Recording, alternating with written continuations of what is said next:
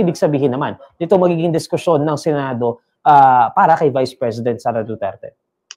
Well, of course, being the accused in this impeachment case, siguro kung ako sa kanya, as much as early as possible, gusto ko mawala na tong problema na to, no?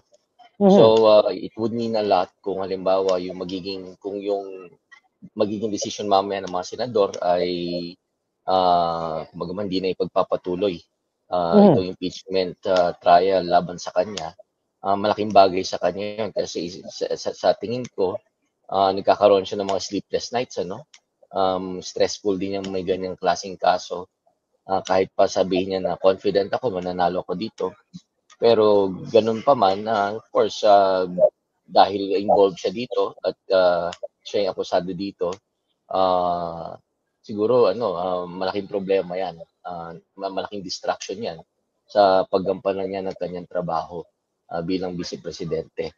So, malaking bagay kung halimbawa magiging pabor sa kanya mamaya yung desisyon ng ating mga senador.